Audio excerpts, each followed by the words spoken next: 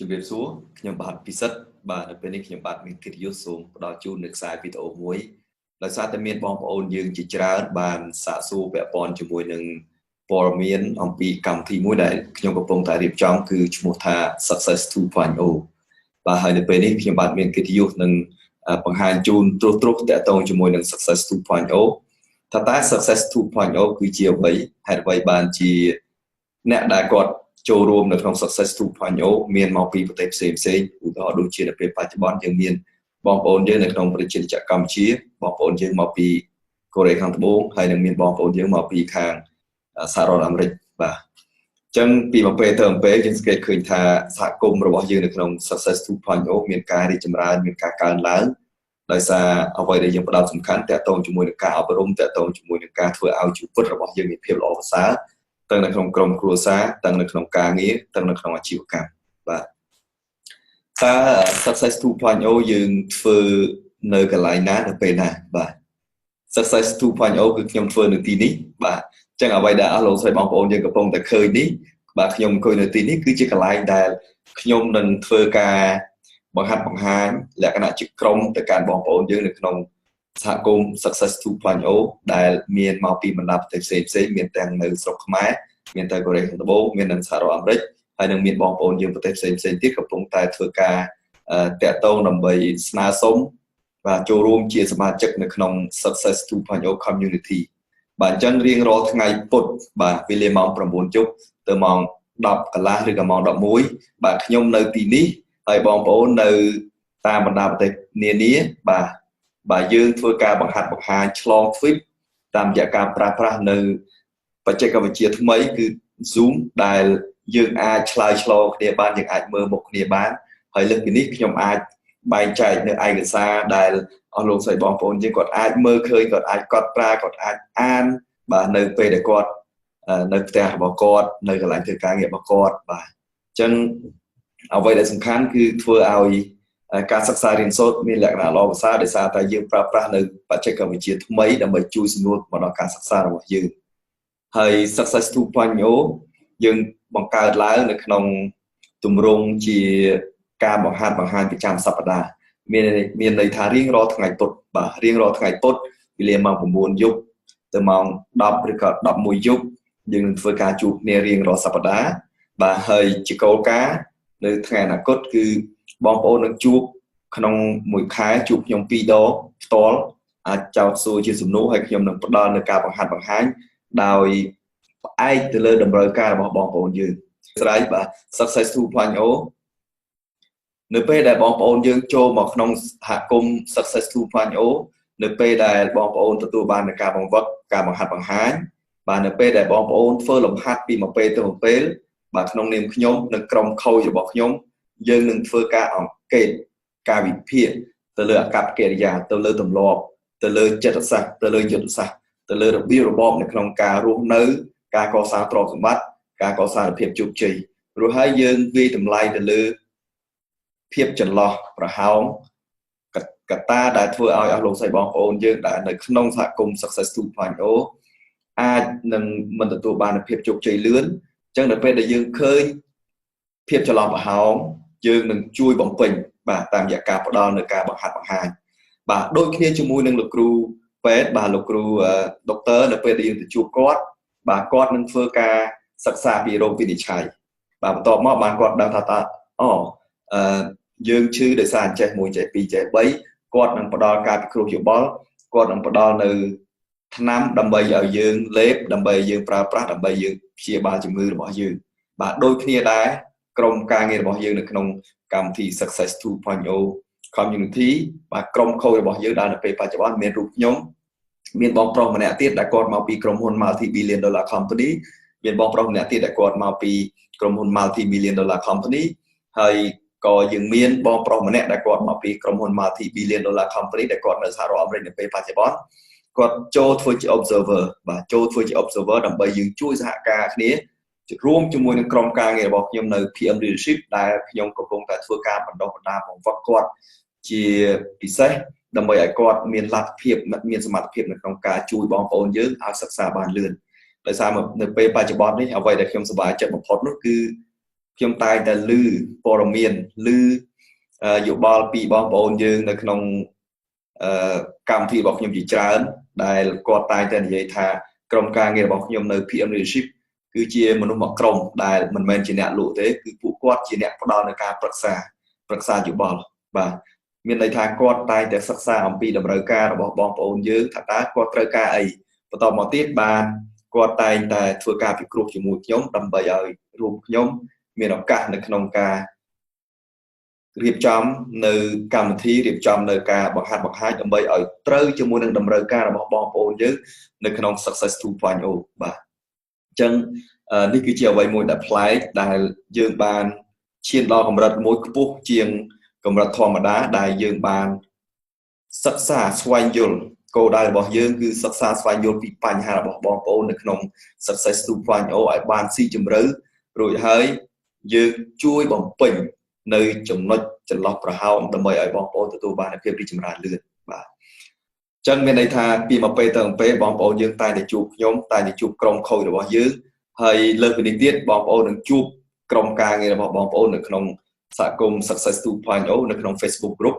បាទ Facebook Group មានទម្រង់មួយដែលជួយបងប្អូនយើងនៅពេលដែលខ្ញុំធ្វើកម្មវិធីរៀងរាល់ពេលបាទនៅពេលដែលខ្ញុំធ្វើយើងនឹងធ្វើការ record ជាខ្សែវីដេអូជាពិសេសដើម្បីផ្ដល់ជូនដល់បងប្អូនយើងនៅពេលដែលបងប្អូនយើងមិនបានចូលឬក៏នៅពេលដែលបងប្អូនយើងបានចូលហើយចង់ស្ដាប់សារឡើងវិញចង់ទស្សនាសារឡើងវិញនៅមេរៀនដែលយើងបានរៀនជាមួយគ្នានៅក្នុងកម្មវិធីបងប្អូនអាចសិក្សារៀនសូត្រនៅក្នុង Facebook Group ដែលធ្វើសម្រាប់តែសមាជិករបស់ Success 2.0 បាទហើយនៅពេលដែលបងប្អូនមានសំណួរបាទមានអីអាចចោទសួរគ្នាទៅវិញទៅមកនៅក្នុង Success 2.0 Community ខ្ញុំក៏ជួយរៀបចំនៅការជួយគ្រប់គ្រងហើយបងប្អូនយើងផ្សេងទៀតក៏រៀបចំផ្ដល់នូវការជួយគ្រប់គ្រងហើយជាបន្តបន្ទាប់ខ្ញុំនឹងរៀបចំជាយុទ្ធសាស្ត្រមួយដើម្បីឲ្យបងប្អូនយើងនៅក្នុង Success 2.0 ក្លាយទៅជា mini mastermind group បាទ mini mastermind group មានន័យថាគឺជាក្រុមមនុស្សមួយក្រុមដែលមានទឹកចិត្តដូចគ្នារាប់អានជួយជ្រោមជ្រែងបាទ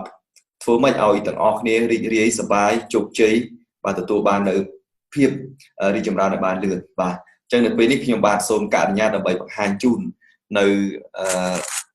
Facebook Group ដែលពួកខ្ញុំកំពុងតែមាននៅពេលបច្ចុប្បន្នបាទខ្ញុំសូមអនុញ្ញាតដើម្បី share screen បាទដើម្បីបងប្អូនយើងឃើញបាទ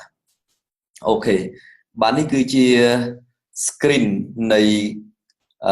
Facebook Group ដែលបងប្អូននៅក្នុង Success 2.0 នៅពេលដែលគាត់ចូលមកគាត់នឹងទទួលបាននៅការចូលរួមនៅក្នុង Success 2.0 Community បាទនៅទីនេះបងប្អូនគាត់នឹងទទួលបាននៅព័ត៌មានតកតងជាមួយការសិក្សារៀនសូត្រពីមួយសប្តាហ៍ទៅមួយសប្តាហ៍ក៏ដូចជាការដាក់ចូលនៅលំហាត់នៅកិច្ចការដែលគាត់ធ្វើជារៀងរាល់សប្តាហ៍រៀងរាល់ពេលវេលាបន្ទាប់ពីកម្មវិធីបាទឧទាហរណ៍ដូចជានេះគឺជាទម្លាប់នៅក្នុងការអនុវត្តសកម្មភាពបន្ទាប់ពីយើងធ្វើកម្មវិធីបង្ហាត់បង្ហាញហើយបាទហើយបន្តមកទៀតនៅពេលដែលគាត់ធ្វើលំហាត់ដែលគាត់ចាំបាច់ត្រូវតែធ្វើរៀងរាល់សប្តាហ៍គាត់ត្រូវផុសចូលទៅក្នុងក្រុមដើម្បីឲ្យបងប្អូនយើងផ្សេងទៀតគាត់ដឹងថាគាត់គឺជាមនុស្សដែលយកចិត្តទុកដាក់នៅក្នុងការសិក្សារៀនសូត្រគាត់គឺជាមនុស្សដែលយកចិត្តទុកដាក់នៅក្នុងការបង្កើតភាពរីកចម្រើនរបស់គាត់បាទអញ្ចឹងនៅទីនេះនេះគឺជាកន្លែងមួយដែលធ្វើឲ្យមនុស្សម្នាក់មិនមែនរៀនដើម្បីរៀនទេគឺរៀនដើម្បីអនុវត្តដើម្បីទទួលបានផលបាទហើយជារឿយបាទនេះគឺជាទម្រង់នៃការធ្វើជា event បាទកម្មវិធីសម្រាប់តែសមាជិករបស់ Success 2.0 បាទដែលគាត់នឹងមានឱកាសនៅក្នុងការចូលរួមនៅក្នុងlive call បាទការធ្វើលក្ខណៈជា conference call ដែលខ្ញុំនៅទីនេះបាទពួកគាត់នៅប្រទេសផ្សេងបាទមានទាំងស្រុកខ្មែរមានទៅកូរ៉េខាងត្បូងមានទាំងនៅសហរដ្ឋអាមេរិកបាទនៅប្រទេសផ្សេងទៀតមានឱកាសនៅក្នុងការឆ្លើយឆ្លងសិក្សារៀនសូត្របាទខ្ញុំចោទជាសំណួរខ្ញុំដល់ជាមេរៀនដល់ជាការបង្វឹកដើម្បីឲ្យបងប្អូនទទួលបានភាពរីកចម្រើនពីមួយពេលទៅមួយពេលបាទហើយបន្តមកទៀតយើងនឹងធ្វើការផុសនៅខ្សែវីដេអូបណ្ដុះបណ្ដាលបាទចូលទៅក្នុងក្រុមរបស់យើងឧទាហរណ៍ដូចជានៅទីនេះបាទសុទ្ធសឹងជាខ្សែវីដេអូដែលបងប្អូនគាត់បានធ្វើជាលំហាត់ហើយ នឹងខ្សែវីដេអូដែលខ្ញុំធ្វើការបង្ហាត់បង្ហាញបាទនៅពេលដែលយើងធ្វើការបង្ហាត់បង្ហាញរួចហើយយើងតែងតែធ្វើការផុសដើម្បីផ្ដល់ជូនឱកាសទៅដល់បងប្អូនយើងដើម្បីពួកគាត់មានឱកាសនៅក្នុងការសិក្សារៀនសូត្របាទអូខេចឹងនេះគឺជាទម្រង់មួយនៃការដែលយើងកំពុងតែផ្ដល់ជូនសម្រាប់បងប្អូនយើងនៅក្នុង Success 2.0 ដែលនៅពេលបច្ចុប្បន្នយើងទទួលបាននូវការពេញចិត្តយ៉ាងច្រើនពីបងប្អូនយើងនៅក្នុងសហគមន៍ Success 2.0 ដែលសម្រាប់អស់លោកស្រីបងប្អូនយើងដែលកំពុងតែទស្សនាហើយក៏មានចម្ងល់ថាតើខ្ញុំធ្វើយ៉ាងម៉េចដើម្បីទទួលបានឱកាសនៅក្នុងការចូលរួមនៅក្នុងសហគមន៍ Success 2.0 បាទនៅពេលដែលអស់លោកស្រីបងប្អូនយើងកំពុងតែទស្សនាហើយមានបំណងនៅក្នុងការទទួលបាននៅឱកាសដើម្បីក្លាយខ្លួនជាសមាជិករបស់ Success 2.0 បាទអស់លោកស្រីអាចសរសេរ comment នៅខាងក្រោមនេះដាក់ពាក្យថា invite មានន័យថាលុះណាតើអស់លោកស្រីបងប្អូនយើងទទួលបាននៅការអញ្ជើញពីក្រុមការងាររបស់ខ្ញុំនៅក្នុង PM Leadership ឬក៏នៅក្នុង Success 2.0 Community ទៅបងប្អូនមានឱកាសនៅក្នុងការចូលរួមនៅក្នុង Success 2.0 Community បាទអញ្ចឹងមានន័យថាទី1អស់លោកស្រីបងប្អូនយើងអាចសរសេរពាក្យនៅខាងក្រោមជា comment សរសេរពាក្យថា invite បាទអញ្ចឹងនៅពេលដែលបងប្អូនសរសេរពាក្យថា invite ក្រុមការងាររបស់ខ្ញុំគាត់នឹងឃើញនៅពេលដែលគាត់ឃើញថាពាក្យថា invite មានន័យថាអស់លោកស្រីបងប្អូនមានបំណងនៅក្នុងការចង់ចូលរួមនៅក្នុងសហគមន៍ Success 2.0 បាទអញ្ចឹងពួកគាត់នឹងធ្វើការទំនាក់ទំនងទៅហើយសូមជួយមើលmessage ផងបើសិនជាឃើញនរណាម្នាក់ចេញពីក្រុមការងាររបស់ខ្ញុំមានបាទខំកុននេះ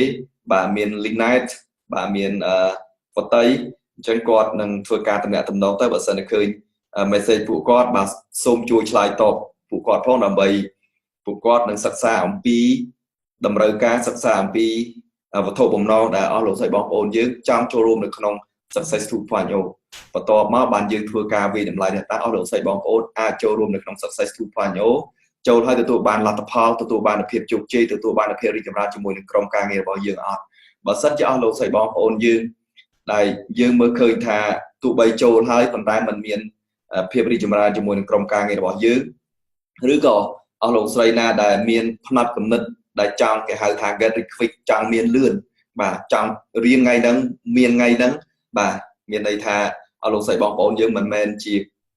ក្រុមគោលដៅសម្រាប់ចូលរួមក្លាយជាសមាជិករបស់ Success 2.0 ទេបាទនៅក្នុងនេះអ្វីដែលយើងចង់គូបញ្ជាក់បាទអ្វីដែលខ្ញុំចង់គូបញ្ជាក់កត់សម្គាល់សម្រាប់អស់លោកស្រីបងប្អូនយើងគឺភាពជោគជ័យកើតចេញអំពីការបន្តនៅក្នុងការសិក្សារៀនសូត្របន្តនៅក្នុងការសហការបន្តនៅក្នុងការអនុវត្តបាទអញ្ចឹងបើសិនជានរណាម្នាក់ដែលគាត់ចង់ធ្វើថ្ងៃហ្នឹងទទួលបានផលថ្ងៃហ្នឹងទទួលបានភាពរីកចម្រើនទទួលបានភាពជោគជ័យលឿនថ្ងៃហ្នឹងចង់ខ្លាចជាសទ្ធីថ្ងៃហ្នឹងបាទអត់បានទេគឺមានន័យថា Success 2.0 មិនមែនជាកន្លែងដ៏សមស្របសម្រាប់អស់លោកស្រីបងប្អូនយើងទេបាទមួយទៀតបើសិនជាអស់លោកស្រីបងប្អូនយើងចង់ផ្ដល់ព័ត៌មានឲ្យបានក្បោះក្បាយបាទនៅខាងក្រោមខ្សែវីដេអូនេះខ្ញុំបានដាក់ link បាទដាក់ link អញ្ចឹងគឺជាទម្រង់មួយដែលអស់លោកស្រីបងប្អូនយើងអាចសរសេរពាក្យស្នើសុំដើម្បីទទួលបានការបង្វឹកពីខ្ញុំបាទអញ្ចឹងមានន័យថាអស់លោកស្រីបងប្អូនគ្រាន់តែ click នៅលើ link រួចហើយបំពេញព័ត៌មានមួយចំនួនទាក់ទងជាមួយនឹងឈ្មោះ email address លេខទូរស័ព្ទបាទ Facebook account បន្តមកទៀតឆ្លើយសំណួរមួយចំនួនទាក់ទងជាមួយនឹងបញ្ហាតម្រូវការដោយសារយើងដើរតួប្រៀបបានដូចជាគ្រូពេទ្យបាទគ្រូពេទ្យព្យាបាលតាក់ទងជាមួយនឹងបញ្ហាដែលអស់លោកស្រីបងប្អូនយើងមានតាក់ទងជាមួយនឹងផ្នែកចិត្តសាស្ត្រយុទ្ធសាស្ត្រសុខភាពផ្លូវកាយសុខភាពផ្នែកអារម្មណ៍សុខភាពផ្នែកក្រុមគ្រួសារសុខភាពលុយបាទសុខភាពក្រុមហ៊ុនអាជីវកម្មអញ្ចឹងនៅពេលដែលអស់លោកស្រីបងប្អូនយើងបំពេញពាក្យស្នើសុំរួមជាមួយនឹងព័ត៌មាន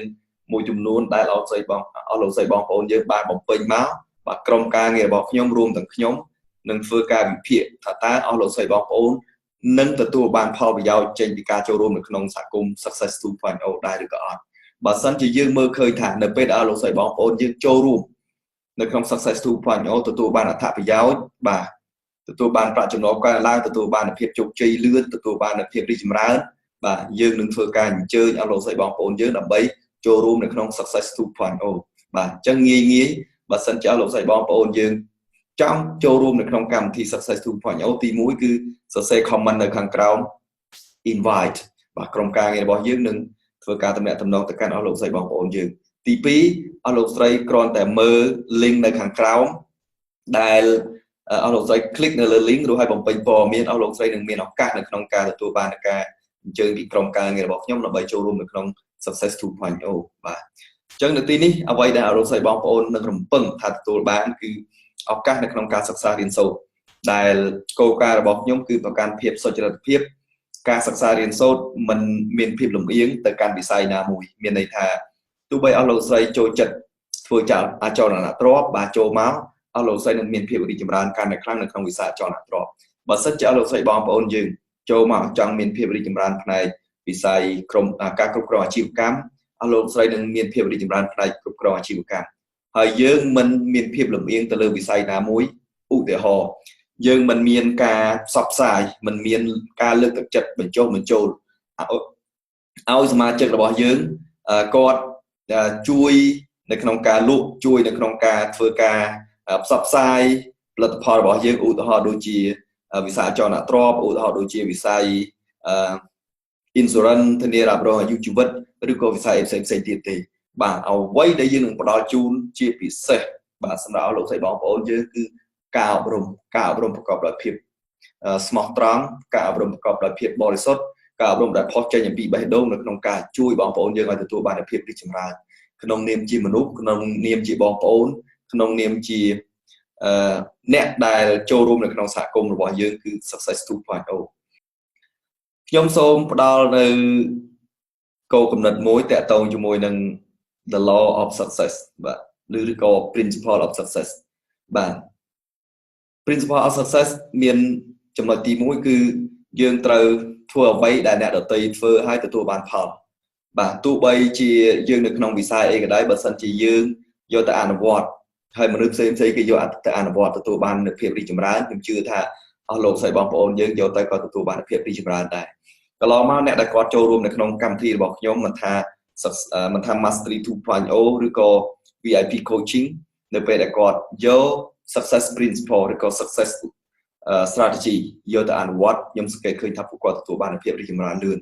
រហូតដល់មានបងប្រុសម្នាក់ដែលគាត់មានប្រាក់ខែខ្ទង់ប្រហែលជា$2000ក្នុងមួយខែបន្ទាប់ពីគាត់អនុវត្តនៅ success strategy ដែលគាត់សិក្សារៀនសូត្រពីខ្ញុំពីក្រុមការងាររបស់ខ្ញុំគាត់ទទួលបាននៅការដំឡើងប្រាក់បៀវត្សរបស់គាត់គុណ2មានន័យថានៅពេលបច្ចុប្បន្នគាត់បានប្រាក់បៀវត្សខ្ទង់ប្រហែលជា$4000ជាងមានបងស្រីម្នាក់ដែលគាត់កន្លងមកក្នុងមួយឆ្នាំគាត់រកបានចំណូលខ្ទង់ប្រហែលជា$120,000ក្នុងមួយឆ្នាំគាត់មានក្រុមហ៊ុនខ្នាតតូចមួយបាទ$120,000ក្នុងមួយឆ្នាំរយៈពេល4ឆ្នាំហើយគឺថេបាទបន្ទាប់ពីគាត់ចូលរួមនៅក្នុងកម្មវិធីរបស់ខ្ញុំប្រហែលជា2ខែប្រាក់ចំណូលរបស់គាត់ក្នុងមួយថ្ងៃពេលខ្លះ$5,000 $10,000 $20,000 ហើយលើសពីនេះទៀតនៅពេលបច្ចុប្បន្នគាត់ចាប់ផ្ដើមបង្កើននៅផលិតភាពការងាររបស់គាត់បង្កើនប្រាក់ចំណូលរបស់គាត់កាន់តែកើនឡើងបាទមានបងអូនស្រីម្នាក់ដែលគាត់ធ្វើនៅក្នុងវិស័យ real estate គាត់មានក្រុមហ៊ុន real estate បន្ទាប់ពីគាត់បានចូលរួមនៅក្នុងកម្មវិធីរបស់ខ្ញុំបាទគាត់បង្កើនការលក់របស់គាត់គុណ2មានបងស្រីម្នាក់ដែលគាត់គ្រប់គ្រងក្រុមហ៊ុនមួយលក្ខណៈជា salon បាទគាត់ទទួលបានភាពរីកចម្រើនប្រាក់ចំណូលរបស់គាត់គុណ3អញ្ចឹងអ្វីដែលខ្ញុំផ្ដល់ជូននៅទីនេះគឺជាការអនុវត្តនៅ success principle success strategy ដែលបើសិនជាអ្នកដទៃធ្វើបានភាគច្រើនហើយបាទនៅពេលដែលបងប្អូនចូលរួមនៅក្នុងកម្មវិធីគ្រាន់តែយើង customize មានន័យថាយើងវាស់វែងបាទធ្វើការតម្រែតម្រូវសម្រួលឲ្យត្រូវទៅតាមប្រភេទអាជីវកម្មរបស់យើងហើយយើងយកទៅអនុវត្តខ្ញុំជឿថាយើងនឹងទទួលបានភាពរីកចម្រើនហើយនៅទីនេះអ្វីដែលខ្ញុំផ្ដល់ជូននៅទីនេះមិនមែនជាការធានា 100% នោះទេមិនមែនបងប្អូនឃើញថាអ្នកដទៃធ្វើបានប្រាក់ចំណូលគុណ2គុណ3យើងយកទៅធ្វើបានដូចគ្នាទេបាទដោយសារបើសិនជាអស់លោកស្រីបងប្អូនយើងចង់បានសាច់ដុំបាទអ្នកដែលអវងអ្នកដែល push up គឺអស់លោកស្រីបងប្អូនយើងជាអ្នក push up ខ្ញុំមិនអាចទៅ push up ជំនួសបានហើយអ្នកដែលគាត់ធ្វើបានគុណ2គុណ3នៅក្នុងកម្មវិធីរបស់ខ្ញុំមិនអាចទៅ push up ជំនួសអស់លោកស្រីបងប្អូនយើងបាននោះទេអញ្ចឹងភាពជោគជ័យរបស់យើងគ្រប់គ្នាពឹងផ្អែកទៅលើសមត្ថភាពពឹងផ្អែកទៅលើឆន្ទៈពឹងផ្អែកទៅលើការបដិញ្ញាចិត្តនិងភាពអត់ធ្មត់នៅក្នុងការអនុវត្តការសិក្សារៀនសូត្រពីមួយថ្ងៃទៅមួយថ្ងៃរបស់បុគ្គលម្នាក់បាទអញ្ចឹងនៅទីនេះសម្រាប់អ្នកដែលមានការបដិញ្ញាចិត្តនៅក្នុងការសិក្សារៀនសូត្រអ្នកដែលមានចង់ទទួលបានភាពរីកចម្រើនអ្នកដែលចង់ទទួលបានសុភមង្គលនៅក្នុងសង្គមក្រុមគ្រួសារខ្ញុំលើកទឹកចិត្តឲ្យចូលរួមនៅក្នុងសហគមន៍ Success 2.0 បាទ click នៅលើ link នៅខាងក្រោមបាទរួចឲ្យបំពេញព័ត៌មាន ដើម្បីចូលរួមនៅក្នុងកម្មវិធី Success 2.0 ឬក៏ comment នៅខាងក្រោមសរសេរពាក្យថា invite ក្រុមការងាររបស់ខ្ញុំនៅ PM Leadership គាត់នឹងធ្វើការទំនាក់ទំនងទៅកាន់អស់លោកស្រីបងប្អូនយើងបាទនៅពេលនេះខ្ញុំបាទខាងពិសិដ្ឋសូមអរគុណច្រើនជួបគ្នានៅពេលណាមួយនៅក្នុងកំឡុងពេលដ៏ឆាប់ៗបាទនៅក្នុងកម្មវិធី Success 2.0 Live your life as a mastery